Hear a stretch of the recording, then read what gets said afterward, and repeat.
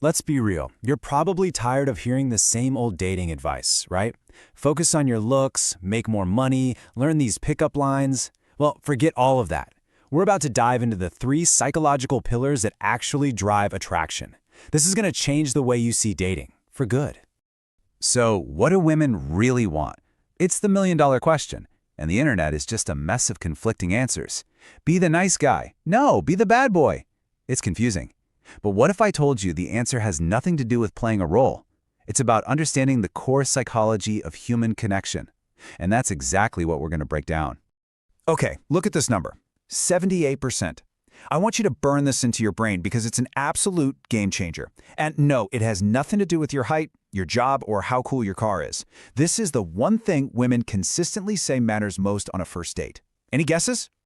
And there it is, the big secret. Nearly 8 out of 10 women say the most important thing is just feeling comfortable. Now, don't mistake comfortable for boring. This isn't about being forgettable. It's about creating a feeling of psychological safety.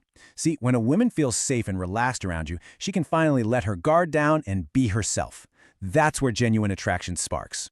So, how do you create that feeling of safety? Well, it doesn't start with her. It starts with you. Which brings us to our first pillar, the psychology of self-respect. Let's get into it. Think of self-respect as your own personal anchor. It's not about being loud or arrogant. It's a quiet confidence that says, I have my own life, my own goals, and my own standards. You're not looking for someone to complete you. You're looking for someone to share your already awesome life with. You're choosing her, not clinging to her for validation. Huge difference. And here's what that looks like in the real world. On one side, you have the guy who needs approval. He'll drop everything for a last-minute text, agree with everything she says. He's a people pleaser. On the other side, the guy with self-respect. He protects his time, he has his own opinions, he's not afraid to disagree respectfully. Which one do you think is more compelling? It's not even a contest. So you want to put this into practice? Here's a quick challenge. This week, don't break your personal routines, like your gym schedule or your work focus, for a maybe plan. Make your decisions and own them. No need to over-explain yourself. And know what your core values are, the things you just won't compromise on. This stuff is the bedrock of real attraction. And let's get something straight right now, because this is important. Self-respect doesn't mean you have to be a jerk or act like you don't care. That's just insecurity. Caring about someone, being thoughtful, being kind, that is not simping.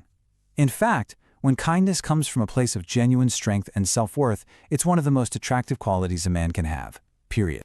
All right, once you've got that foundation of self-respect, you unlock the ability to move on to the next level. Welcome to Pillar 2, the psychology of presence. This, my friends, is where the real connection happens.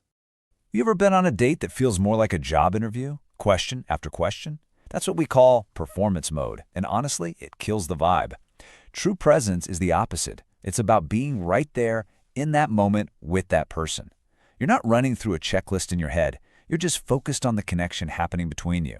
So ask yourself, are you a data collector or are you a connection builder? The performer is just firing off questions, trying to gather facts. Where'd you go to school? What do you do? Do you like dogs? But the present man, he's building on the conversation, sharing a piece of himself, and creating a shared feeling. Which approach do you think actually makes her want to see you again?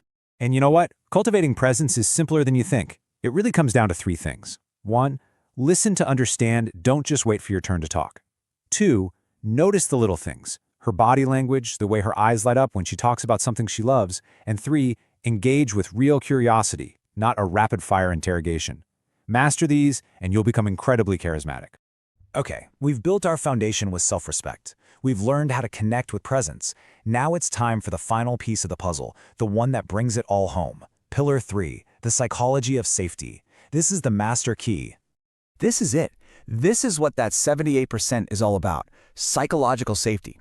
It's that feeling she gets when she knows your energy is calm, your behavior is consistent, and she can just breathe. She can be goofy, she can be vulnerable, she can be her complete self without fearing judgment or a sudden mood swing from you. When you can provide that feeling, you've already won.